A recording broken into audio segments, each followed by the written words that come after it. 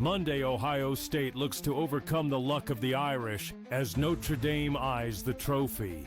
I can't even contain myself. SportsGrid has you covered for the national championship. Start with Coast to Coast at 3 p.m., followed by game time decisions for last-minute picks. And stick around for in-game live all night for real-time betting action. Stay tuned to SportsGrid, your home for championship coverage. Anyone that's been to a sporting event, the atmosphere before a game, I think Game Time Decisions has that same exact atmosphere. This is our arena. This is what we do. There is going to be an energy to Game Time Decisions that you will feel night in and night out. The excitement you get when you lock your bets in, when you're figuring out what you want to do, we can zone in on the biggest games each night. I want this to be the place that people come to before the games start so they feel as ready as possible to lock in their cards. We are going to hit every single one of those markets that you need to know about. We're going to go through every single thing, and I've got a great team behind me that's going to help me get the job done. There is not going to be a better place, I promise you, than Game Time Decisions to get that new information, react to it, and be able to then bet accordingly. We will have everything at our disposal, and we will use that to our advantage. I'm Kevin Walsh. Tune into Game Time Decisions from 6 to 8 p.m. Eastern on SportsGrid. He's blocked well and tries to cut through the middle. Oh! Your gut says Miami is going to win, and you should take the over. Your gut also said your NFT selfies would only go up in value. They didn't. But your head is on SportsGrid and knows the QB is in concussion protocol. The backup has a 45 QBR against the zone coverage. The New York D has the most sacks in the league. So yeah, trust your head. It's smarter to be on SportsGrid.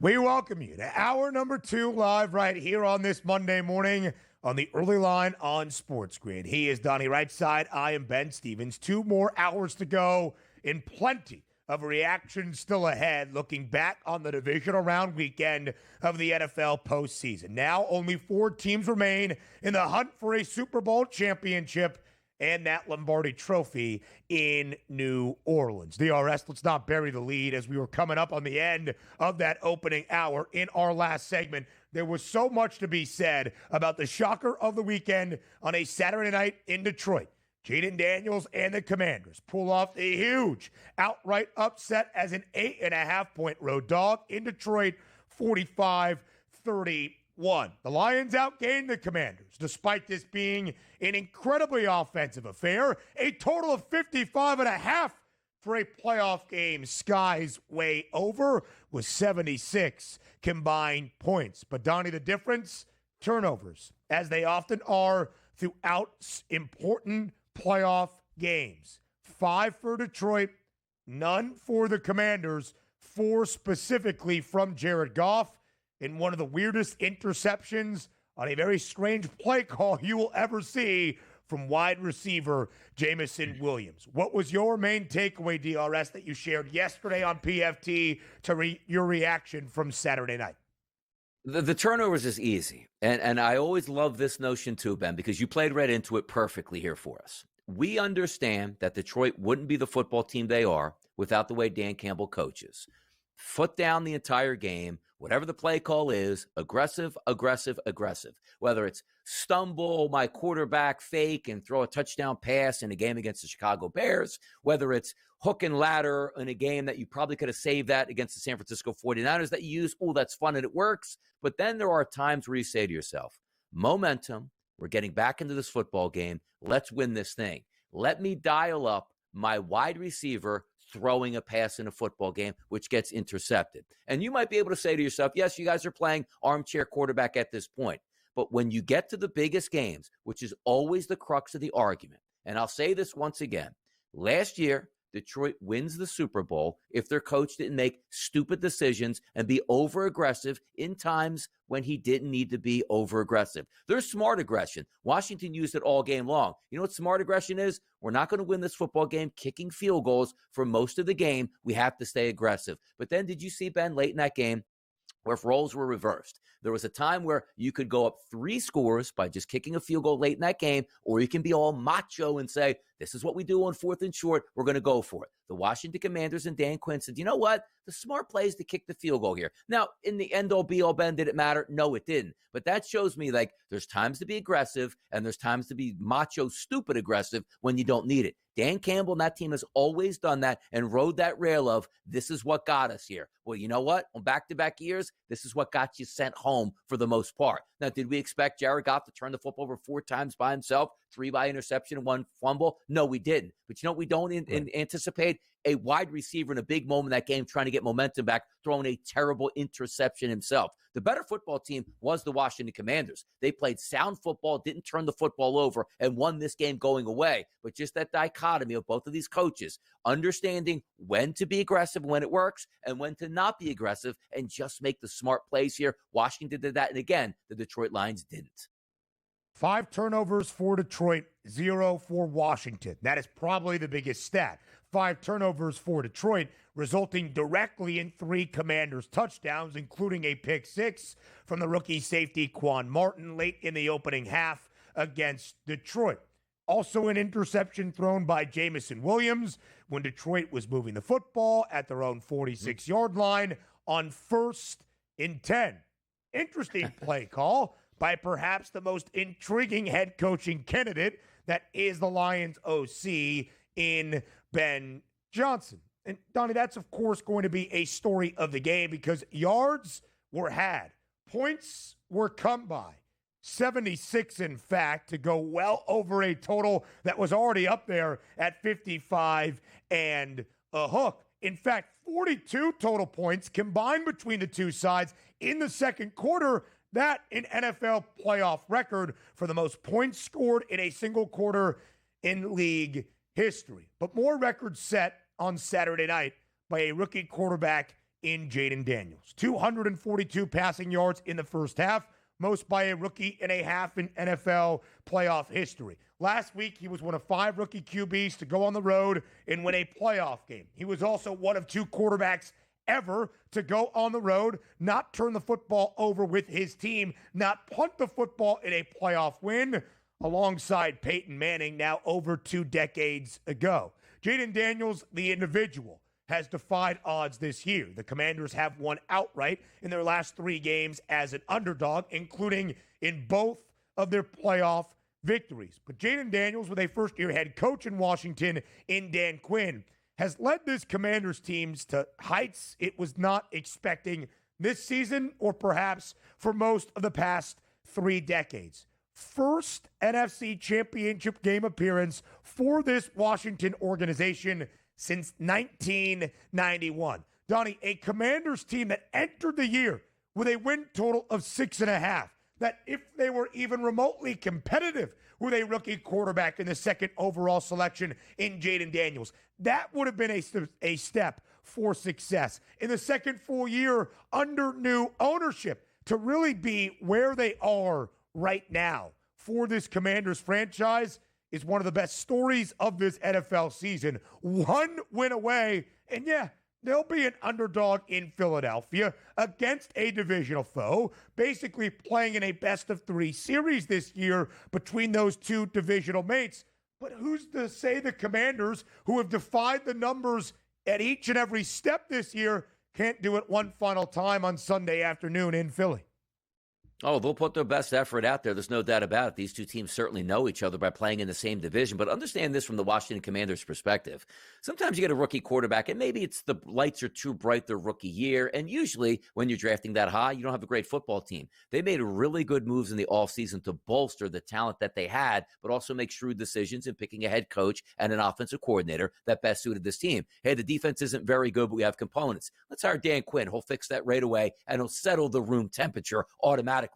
And then you bring in an offensive coordinator that goes, you know what? this kid really moved well in the pocket in college. Let's extend that here into the pros here and sort of fit this offense in my mold, which is going to mold Jaden Daniels, which is what he can do. And understand this as well. Jaden Daniels is a force on this offense. Like, we go back, like, let's just say 2004, I believe it was, or 2003.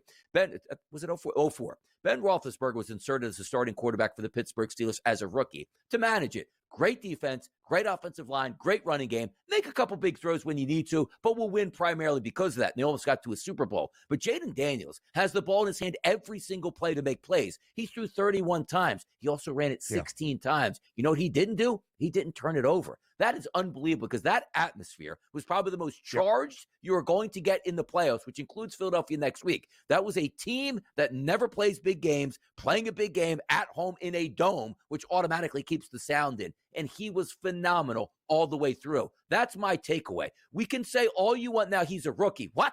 He played 17 regular season games, or the majority of the 17 regular season games, went to the playoffs and won 2 road games. Now we're going to use that. Hey, rookie quarterback on? No more rookie quarterback. He's already arrived in the NFL as a legitimate quarterback. And can you say, Ben, is he already top 5?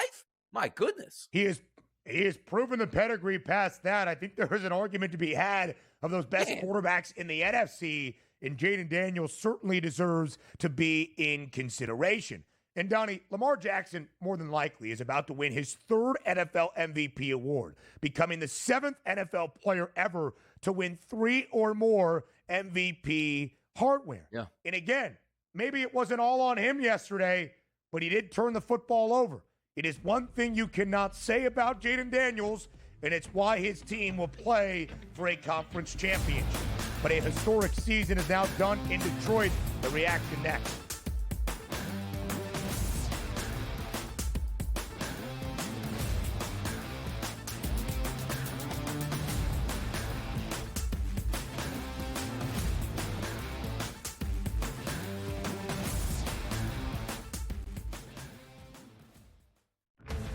Monday, Ohio State looks to overcome the luck of the Irish as Notre Dame eyes the trophy.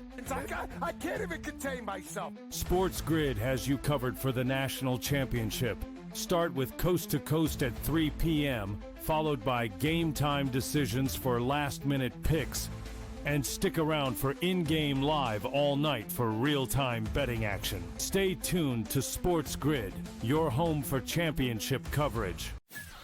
This guy Ovechkin, how he was injured and missed all that time, and the fact that he's still on pace to pass Gretzky. I think everybody's rooting for Ovechkin at this point in time, and I think he'll do it as well. So it's a feat that no one ever thought Scotty would be broken. It's going to be broken, and it's probably going to be broken because Scotty, he's not going to stop shooting. Pharrell, Coast to Coast, only on SportsGrid. The 2 guys that can do it all. Too much electricity this morning. This is a good time. We're having a lot of fun. I had to do a triple take. Ka-ching! Why? Because of parity. I didn't mean to offend. Yeah, it's not going to happen. Load management is a dirty word. Let him rip. You know what? Circumstances provide the results. What? How do you do this one? Oh, Donnie, you got such a good show there. A network that is booming. The Early Line, only on SportsGrid. Blocked well and tries to cut through the middle. Oh! Your gut says Miami is going to win, and you should take the over. Your gut also said your NFT selfies would only go up in value. They didn't. But your head is on SportsGrid and knows the QB is in concussion protocol. The backup has a 45 QBR against the zone coverage. The New York D has the most sacks in the league. So yeah, trust your head. It's smarter to be on SportsGrid.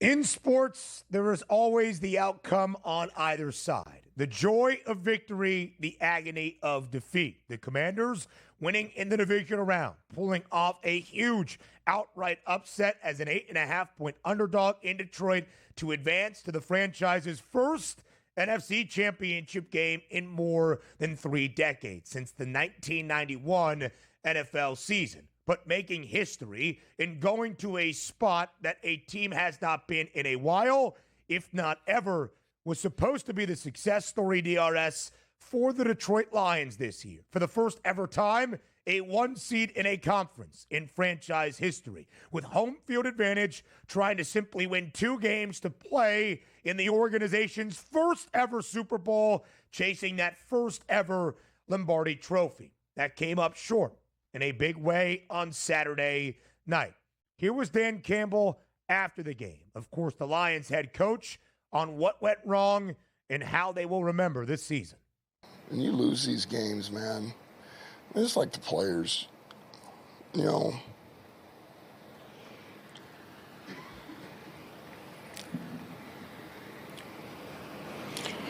what they put into it. A lot of people don't know, you know, what they go through.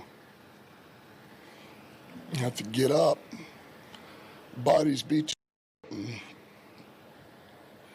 you know, mentally stay locked in and do those things. So, long season.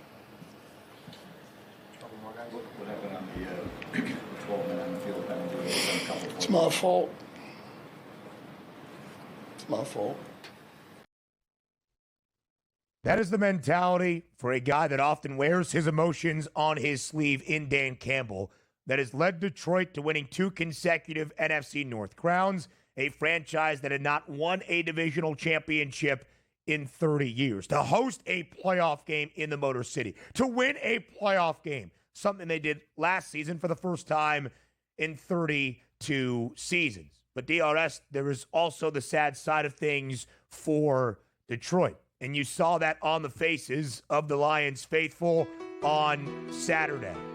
The music and the effects that we have here really even furthering that. There is a saying in Detroit, SOL, not you know what out of luck, but same old Lions. You build yourself up to hope, to have optimism, only to be ready to understand some pain once again. And you can see it on the faces in the Motor City, and some jubilation for some Commanders fans in attendance as well. Yeah, the shame of it all is, like, you do feel bad for the fan base. Now, you know, my fan base rival is not the Detroit Lions, but that's an organization in a football-ready town that doesn't get to cheer on many good things over the past 50 years. Like, hey, we had Barry Sanders, and it's like, what else did you do? Hey, we had Barry Sanders. Like, that's it. Like, that's all you get to cheer about for the Lions for the last 50 years. So now you enter into a game and you see the raw emotion from Dan Campbell, who, you know myself, like, I've been really hard on that guy, no question about it. And I still will continue to be. But I won't be in that press conference because understanding, like, that was your shot. You get very rare chances, and not even in Detroit and outside of, like, Kansas City and New England, to host the NFC Championship game where you're the 1 seed and things lay out in your direction, as this is the year we finally put it all together and it looks like we can make a run, to have it ripped out right away from you in playoff game number 1. But also understand this, we are human beings. These guys work side by side. And forget about the players themselves, because the team changes every single year due to free agency, age, injury, you name it. But I'm sure he probably really likes to say, you know what, man, Aaron Glenn, I show up every day to work. This guy puts it in with me. Ben Johnson, I show up every day to work. This guy puts it in with me. And understanding that we are probably never going to coach ever again in the NFL, because both of those guys probably are getting head coaching jobs and you're sort of going with your life after that. That's the shocking result, because sometimes you prepare yourself like, hey, you know what? We're the road team. We're getting 9.5 points. You know what? This might be our last go around, but let's go out and see if we can pull one ahead. There was no thought in that entire building, players, fans, front office, and ownership, that thought they weren't making it to an NFC Championship game. Absolutely no thought. So the sting of the end of the game, where you get those raw emotions like, hey, Dan, what do you think happened out there? Like, I can't even process it, because we were basically already on to the NFC Championship game and the Super Bowl, and I can't believe we're not even going to get to experience that with our team, our ownership group, front office, and our fan base. I understand those raw emotions. Yeah, absolutely so. And it wasn't a sensational performance out of a Lions coaching staff that has earned, correctly, a lot of acclaim. Dan Campbell and what he has done in his 4 seasons in Detroit. Ben Johnson again, the Jamison Williams trick play pass will always confound me, but so many turnovers from Jared Goff in a poorly played game. Still, despite the numbers in the points being there. And Aaron Glenn's defense allowing 45 points. But really the story was the injuries for Detroit. They only allowed 38 because Quan Martin did have a pick six as well for Washington. But Donnie, I told you on Friday, the biggest story for me, the remainder of the postseason, if the Lions were actually going to play for a Lombardi Trophy, would be the defensive performance against Jaden Daniels and the Commanders on Saturday. It was not good. So many injuries significantly entering, even more injuries in the defensive backfield after the game. This was a Detroit team that was 15-2 this year, splitting the best record with the Kansas City Chiefs, the one seed in the NFC, who had a very optimistic path to play in the first ever Super Bowl in franchise history. Donnie, you had a Detroit NFC Championship ticket. I had a Detroit Super Bowl ticket. I felt great about where we both stood entering the divisional round, only to see it come to a close. The Lions just the second ever team to win 15 games in a regular season and not come out with at least one playoff victory. Yeah, and from a gambling perspective, for me, my best bet on the desk on Saturday was a teaser. I didn't see any way, shape, or form that Kansas City and Detroit would lose their football game. Won the first one, lost that one. And I had 13 tickets, which if they would have won, totaled just about $1,100 on Detroit just winning the NFC. That went up in smoke with me as well. So it wasn't a great weekend financially, but this is the NFL. It's not a best of seven. Detroit's going to win that best of seven. But on one day where you turn the football over 5 times, and by the way, your defense doesn't get a turnover or a sack, you're not winning those football games any way, shape, or form. Playoff defining moments. They continue in KC next.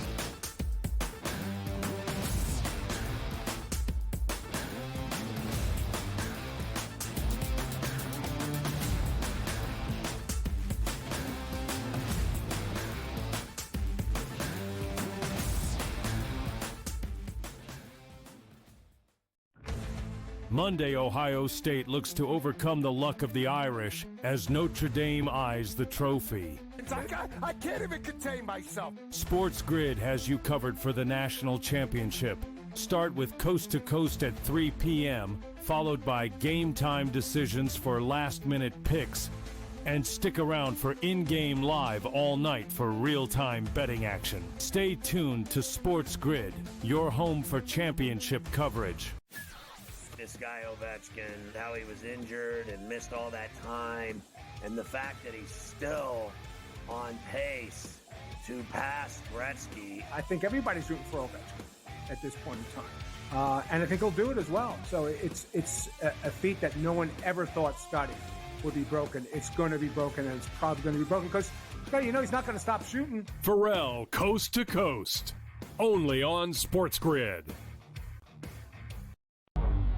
The two guys that can do it all. Too much electricity this morning. This is a good time. We're having a lot of fun. I had to do a triple take. Ka-ching! Why?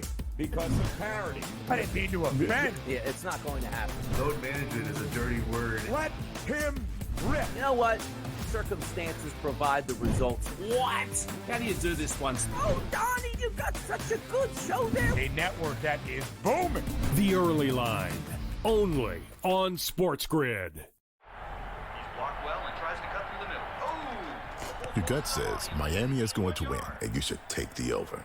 Your gut also said your NFT selfies would only go up in value. They didn't.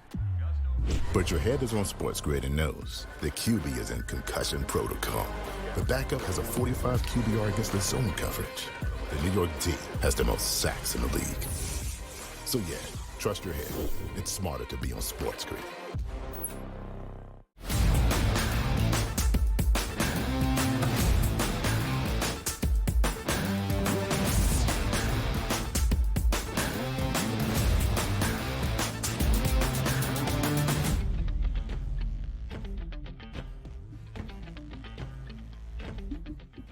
As it goes in the National Football League, at least in the postseason, death, taxes, and the Chiefs playing in an AFC Championship game. For a 7th consecutive year, all 7 seasons that Patrick Mahomes has been the starting QB in KC, the Chiefs will play in that AFC title matchup. And for the 6th time in this 7-year window, they will host said AFC Championship game inside Arrowhead. They win at home in the first game of the divisional round on Saturday afternoon, 23-14 against the Texans. Now, in terms of spread, it closed at 9.5 in favor of KC. The Chiefs took a safety, leading 23-12 to the back of their own end zone with 11 ticks remaining.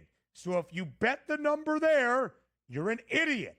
Because as Donnie told you on social media, you have no reason to complain. The line opened at 7.5 in favor of the Chiefs. For most of the week, it was 8.5 in favor of Kansas City. If you waited to get 9.5 on Houston, congrats, but you did not have a bad beat. You are a bad bettor.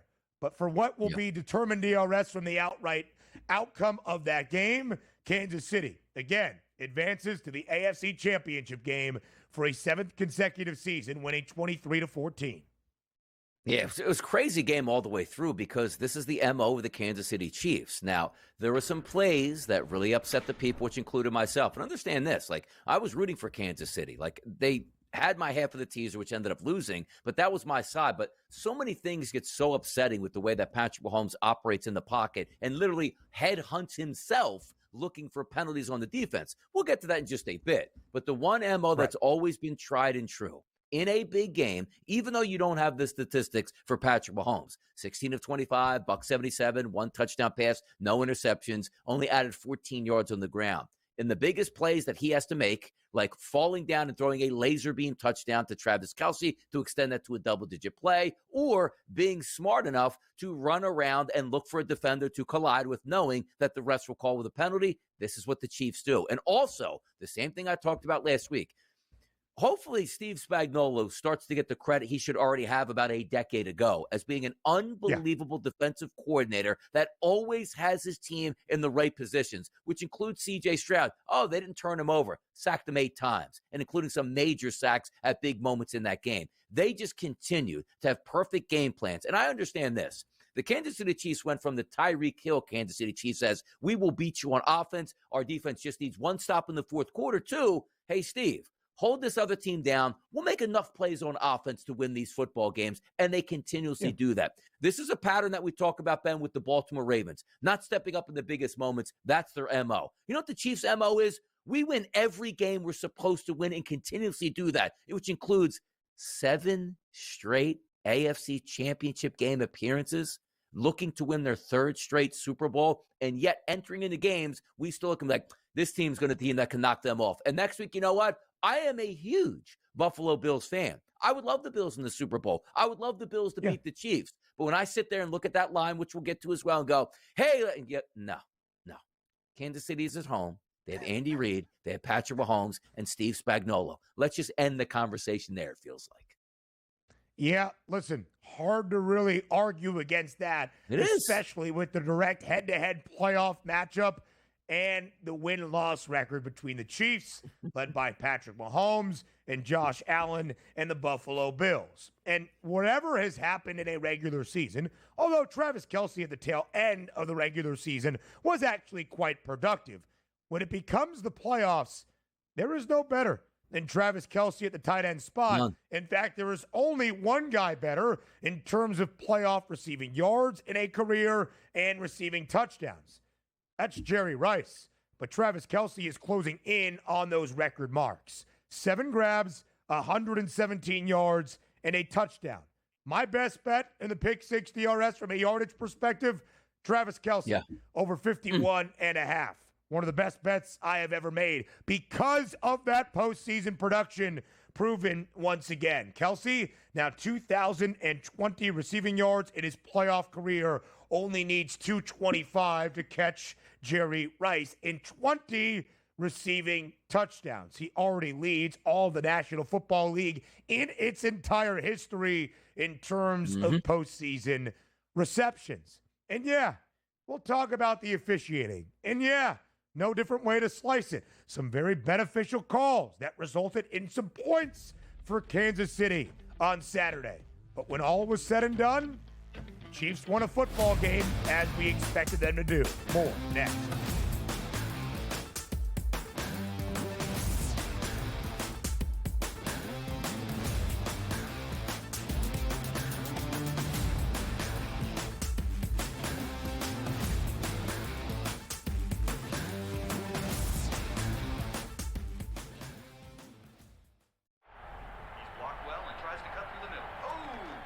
Your gut says Miami is going to win, and you should take the over. Your gut also said your NFC selfies would only go up in value. They didn't. But your head is on SportsGrid and knows the QB is in concussion protocol. The backup has a 45 QBR against the zone coverage. The New York D has the most sacks in the league. So yeah, trust your head. It's smarter to be on SportsGrid. He did nothing for 5 weeks. So he's becoming his brother.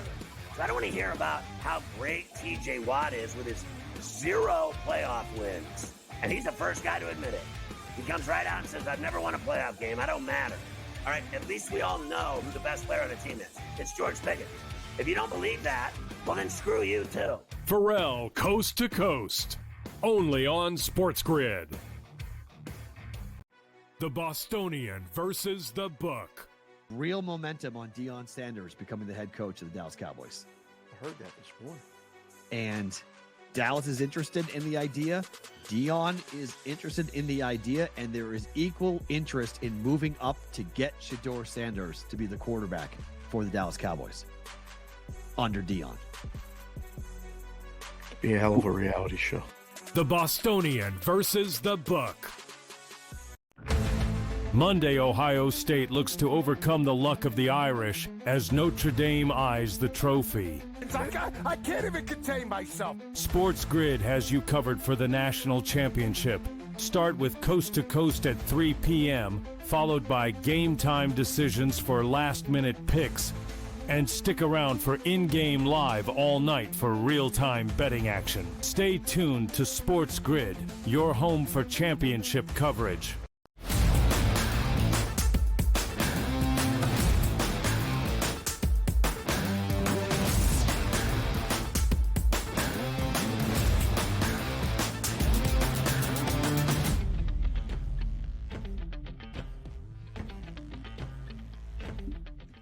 The Kansas City Chiefs will play in an AFC Championship game for a 7th consecutive year, and unlike last season, will host it inside Arrowhead Stadium once again for a 6th time, by the way, in that 7-season span.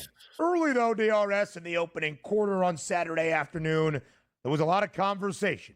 A roughing the passer penalty by Houston's Will Anderson Jr. on Patrick Mahomes. That extended a drive for KC. They ended up kicking a field goal to extend an early lead. There was a play early, or not actually all that early in the third quarter, because the Texans opened up the second half on a 10-minute and 24-second drive, which resulted in a Joe Mixon 13-yard touchdown. The Kansas City responded on a 13-play, 81-yard, 7-minute and 44-second drive that included yet another roughing the passer penalty on the Texans, or unsportsmanlike conduct, whatever it ended up being for that penalty. A lot of conversation for a dynastic run for Kansas City that always starts as a fun thing, but once the general fan base around the NFL has seen it for too long, they get a little bit tired of it and believe that maybe Kansas City has some helping hands by those wearing stripes. That includes a couple of comments after the game by Houston's second-year head coach, D'Amico Ryans. Yeah, we knew going into this game, man, it was us versus everybody. Right? When I say everybody, it's everybody, all of whatever. Everybody, the naysayers, the doubt, right? Everybody we had to go against today. And, you know, going with that, knowing going into this game, what we were up against, we can't make the mistakes that we made, right? We had a lot of self-inflicted mistakes that happened, whether it's special teams, not converting our kicks, defensively, not being where we're supposed to be in coverage, all offensively, not protecting our quarterback and keeping them clean. So, You marry that on top of everything else that we have to deal with. It's going to be a really tough uphill battle.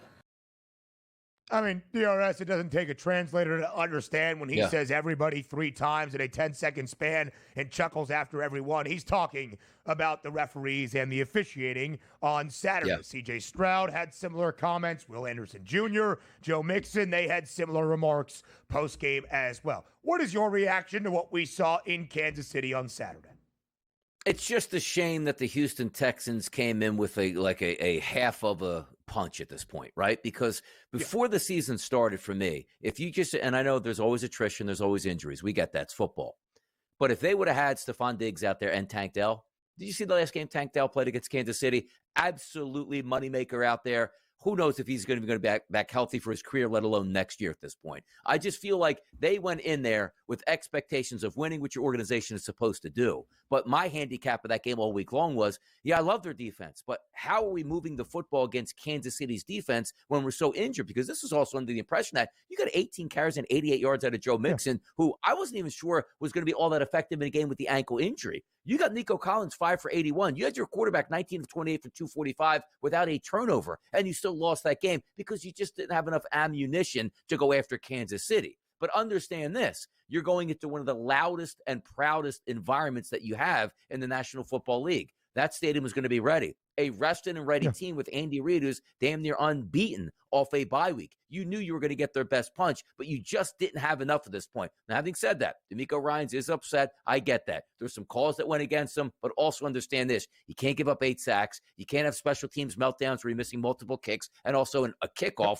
that gives basically the other team the ball, asking them to score a touchdown, and your defense held up for most of the game. But 14 points from your offense isn't going to beat anybody in a playoff game, Ben. That's what it came down to. 12 points from the offense because it was a safety that even allowed Houston, when all was said and done, to cover with 11 seconds remaining. D'Amico Ryans, you got issues? Blame your offensive line. That was absolutely freaking atrocious all season long. And you allowed 8 sacks against KC on Saturday. I'll hear it. I actually think I would agree. The best players in the NFL, in every darn sport, the organizations that win, they often get favorable looks by officiating. It is just a moment. And I believe fan bases should complain about refs. But when you really dive into a game, when you really look at the schematics of why a team lost by double digits nearly, by the way, it's not on the officials. The officials didn't make Kaimi Fairbairn a skeleton on Saturday, missing a 55-yarder and having another field goal block and an extra point missed. That wasn't the issue. They didn't make the Houston offensive line be Swiss cheese and allow 8 sacks, and they certainly did not make it at the end. A Patrick Mahomes play when he is nearly horizontal, parallel to the turf, and a touchdown to Travis Kelce to answer when it was a 1-point game in that second half. Yeah, they allowed some yardage on a questionable unnecessary roughness call on Houston's Henry To'oTo'o, but still, it was a Kansas City team, as we often expect, that delivered in the most important moments, as they always do. It is why, DRS, the Chiefs will play in an AFC Championship game for a spot in Super Bowl 59 once again on Sunday night. And look at the numbers for an AFC Championship game between two very familiar foes. 1.5 points in favor of KC. Minus 122 now on the money line. We're talking 26 cents of difference and a total of 48.5. You said it as we started to break down the divisional round game between the Chiefs and the Texans, that you'll be rooting for Buffalo to give us something new and fresh, contending for a Lombardi trophy. And you'll hear from everybody this week, the Bills have this advantage. The Bills have this edge over KC this year. But at the end of the day, it's Andy Reid, it's Patrick Mahomes, it's Travis Kelce, it's Steve Spagnuolo, it's Chris Jones. The list goes on and on in the Chiefs in an AFC Championship game for a 7th consecutive season.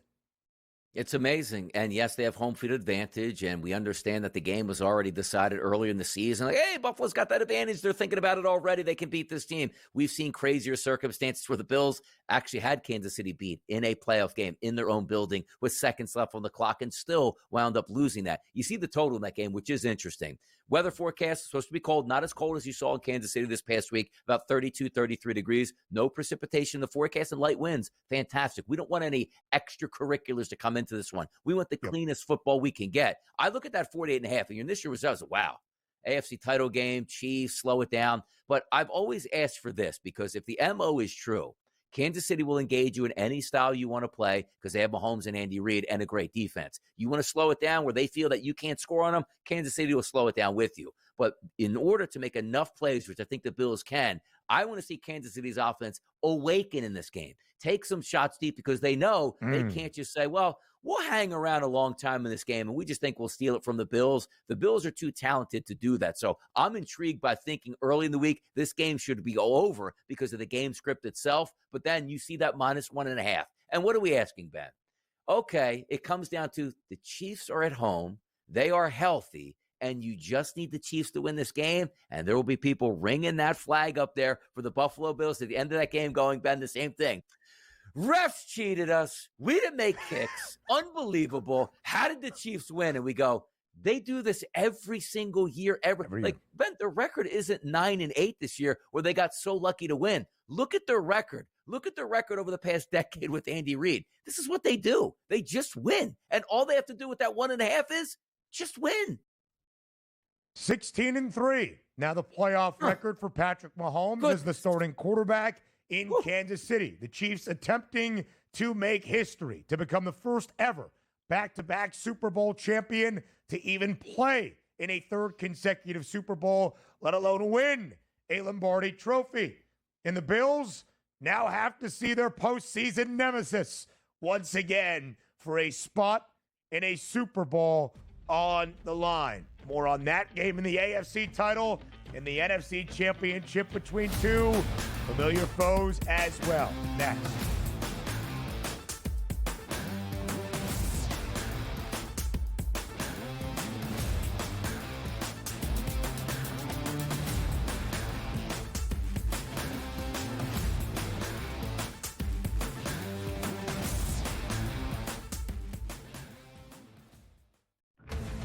Monday, Ohio State looks to overcome the luck of the Irish as Notre Dame eyes the trophy. I can't even contain myself. SportsGrid has you covered for the national championship. Start with Coast to Coast at 3 p.m., followed by game time decisions for last-minute picks. And stick around for in-game live all night for real-time betting action. Stay tuned to SportsGrid, your home for championship coverage. One of the weirdest nicknames I've heard in fighting. You know, there's people have some strange nicknames at times, but the Lemon Killer. What do you even make of that? What is that about? I don't even know what that means, but I'm gonna squeeze him like a lemon on the day we fight, and he's gonna pop. Only on SportsGrid.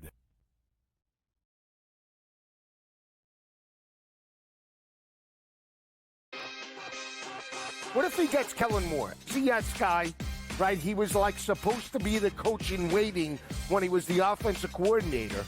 Is that enough? Like, does Jerry pull the trigger for that? Or does he pull the trigger for Dion? Mike McCarthy would have not let this play out this way unless he had a job. So I think McCarthy already has the New Orleans job. Game time decisions. Only on SportsGrid. Your gut says Miami is going to win, and you should take the over. Your gut also said your NFT selfies would only go up in value. They didn't. But your head is on SportsGrid and knows the QB is in concussion protocol. The backup has a 45 QBR against the zone coverage. The New York D has the most sacks in the league. So yeah, trust your head. It's smarter to be on SportsGrid.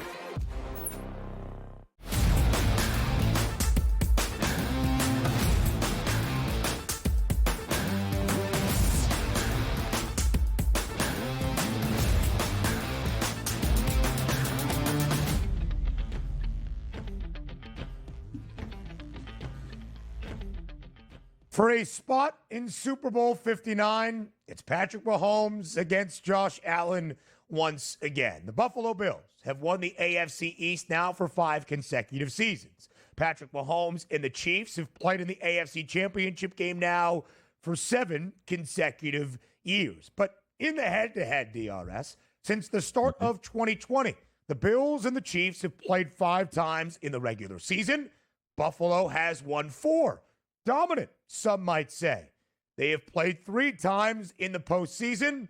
The Chiefs have won all 3, including the 2020 AFC Championship game, the largest margin of victory for KC. They won by 2 touchdowns as around a field goal favorite at home. The last 2, including last year in the divisional round and a monumental divisional round matchup in 2021's NFL season, were as good of football games as you will get. Last year decided by just 3 points. Of course, 2021 in overtime, the Chiefs winning in 13 seconds, as we all know it, in regulation as well. And what we will see for the 4th time in the last 5 years, these 2 teams will meet up in a playoff game, now in a conference championship for a spot in Super Bowl 59 at stake. 26 cents of difference. That's it on the money line. Yeah, it's kind of crazy as it lines up this way, right? And just think of if Patrick Mahomes was in the NFC and not the AFC, how much better you'd be said, hey, man, Josh Allen's been to multiple Super Bowls. Lamar Jackson's been to Super Bowls here. That's not the case because you keep running into Kansas City and primarily running into Kansas City at home. And sometimes, Ben, it even goes back just to last year. Like, last year was the year to get the Chiefs. Yes, they had the home playoff game to start against the Miami Dolphins. Like, there's no way the Chiefs with that football team are going to Buffalo and to Baltimore and winning those games, and they did. Now they have home field advantage, which is exactly where you want to be, taking on a team that you've had playoff success with over the past couple years, and you're lining that game up at 1.5. It'll be interesting again because I do think the gameplay opens up more at that 48.5, and to some out there is 47.5, depending on where you're shopping at. But FanDuel today is 48.5 and 1.5. It doesn't.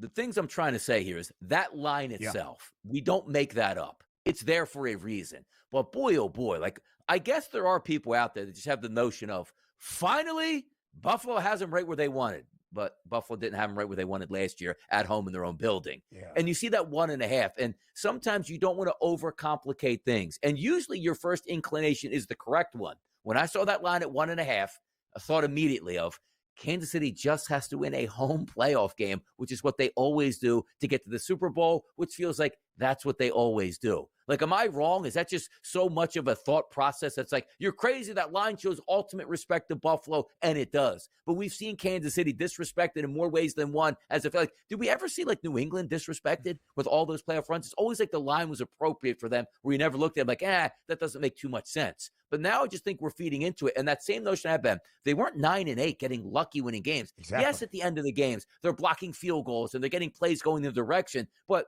that's not a luck factor. That is a team putting themselves in the best possible position to win on a week-to-week basis and understanding they play those games and win the majority of them. And that's what we're setting up on Sunday. For me, look, love it. We're content people. Buffalo in the Super Bowl, content gold. Something new, something fresh, something fun. Kansas City in the Super Bowl again. Same thing pops up. The same way we had all those New England Patriots games. Like, just give us something new. A lot of us are just rooting for that alone. Absolutely so. And DRS, that number is telling you that on a neutral field, the Buffalo Bills are a better football team. On a neutral field in a non-playoff atmosphere, the Bills might be laying 3.5 way back in week number 11 when they met up in the regular season in Orchard Park. The Bills were around a 2.5 point favorite, won that game 30-21. In the 16 regular season games that KC played its starters for, it was the only loss. Again, you might hate it, but you hate it because of how great Kansas City has been. They were 15-1 in the regular season. They are looking to make history just with a victory on Sunday night against the Bills, becoming the first ever back-to-back Super Bowl champion in NFL history, even to reach a 3rd consecutive Super Bowl. The Chiefs against the Bills in the postseason are a perfect 3-0 straight up and 3-0 against the spread. The Bills did exercise one of their playoff demons yesterday in the victory against Baltimore. Bounced from the divisional round 3 consecutive years. They got to the AFC Championship game. Now they need to exercise another one. Their playoff nemesis, losing to the Chiefs 3 times in the last 4 postseasons, a 4th time in the last 5 years. So very familiar foes when it comes to trying to reach the pinnacle of the AFC. Very familiar foes, DRS, in that NFC title game on Sunday in Philadelphia as well. Divisional mates from the NFC East, now in the NFC title game. Philadelphia, a 5.5-point favorite against the Washington Commanders. Line opened up last night at 4.5 in favor of the Birds. It has quickly worked in Philly's favor. Total 47.5. What is your first read on that 5.5-point number in favor of the Eagles? You want to watch what's going to take place this week. And the reason I bring that up is the practice reports are going to be key, because when key players are missing, that's going to affect lines, which includes quarterbacks here. If Jalen Hurts probably going to get limited practices in this week, if he's functional in the pocket, they should be okay. Also understand this, Quinyon Mitchell, one of the best young, talented cornerbacks in the NFL, which you're going to need next week, looks like he was possibly done for the season. But now we're getting some updates that it wasn't all that serious, something to keep an eye on there. Also, a key offensive player for the Washington Commanders, which is Sam Cosmi on that offensive line. We'll get some updates there. And why would a guard who might be your best offensive player be kind of important going up against Jalen Carter? I need to watch this week, but that shows me that's a strong number. 4.5 to 5.5 now for the Eagles at home. The odds makers are saying the Eagles are the better team, which they are. The Eagles are at home, which they are, and they should advance to play in the Super Bowl. That's how I read that line right now. A best of 3 between Philadelphia and Washington. And Philadelphia, DRS, not just a 5.5-point favorite to win the NFC Championship, a plus 180 favorite to win a Lombardi trophy in front of both teams from the AFC. That includes the Chiefs and the Bills, of course. A national championship tonight. Next.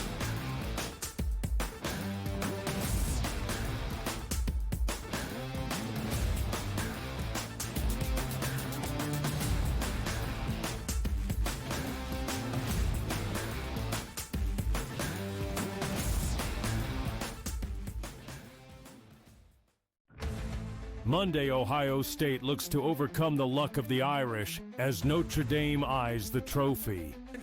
I can't even contain myself. SportsGrid has you covered for the national championship. Start with Coast to Coast at 3 p.m., followed by game time decisions for last-minute picks. And stick around for in-game live all night for real-time betting action. Stay tuned to SportsGrid, your home for championship coverage. One of the weirdest nicknames I've heard in fighting. You know, there's people have some strange nicknames at times, but the Lemon Killer. What do you even make of that? What is that about? I don't even know what that means, but I'm gonna squeeze him like a lemon on the day we fight, and he's gonna pop. Only on SportsGrid.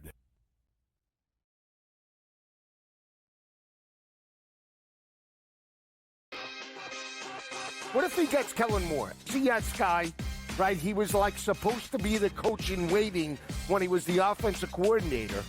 Is that enough? Like, does Jerry pull the trigger for that? Or does he pull the trigger for Dion? Mike McCarthy would have not let this play out this way unless he had a job. So I think McCarthy already has the New Orleans job. Game time decisions. Only on SportsGrid.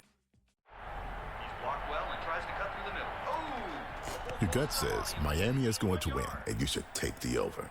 Your gut also said your NFT selfies would only go up in value. They didn't.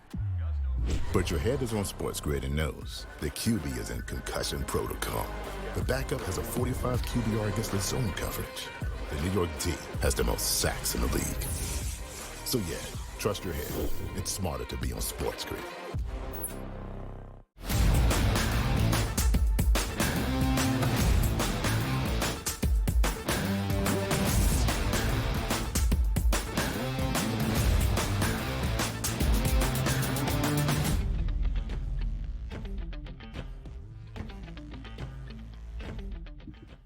A national championship at stake tonight in Atlanta, Georgia, in the first ever 12-team college football playoff between Ohio State and Notre Dame. We get you set for the national title tonight in the ATL over the next hour plus here on the early line. We will do a triple option a little bit later on with our picks and best bets for tonight's action as well. But let's start our breakdown by looking at the numbers. The Buckeyes, an 8.5-point favorite against the Fighting Irish. A total at 45 and a hook. DRS, what are those numbers telling you about what we can expect tonight in Atlanta with a national championship on the line?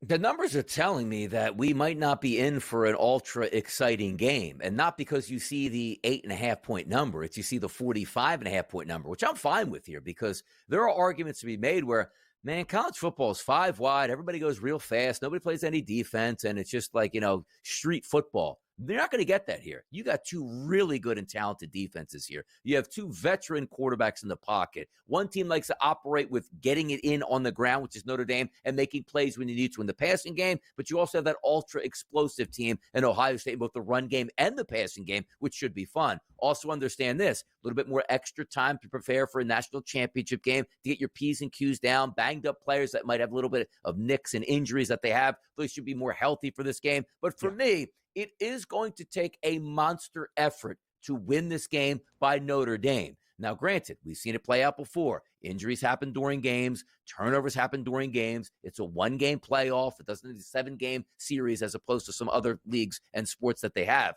But for me, I don't think Notre Dame has to play its best game to keep it close here. I don't think they can win this game, Ben, but that's a lot of points in a national championship game with a quality team to give them on a neutral site. I completely agree, DRS. You have probably heard from me here on the early line in the last week and a half, which is basically the time we have had off from the college football playoff semifinals to where we are on this Monday with a national championship. Way back in early October, before the first matchup between the Buckeyes and the Ducks of Oregon inside Autzen Stadium on October 6th, I bet on Ohio State to win a national championship at a plus 290 price.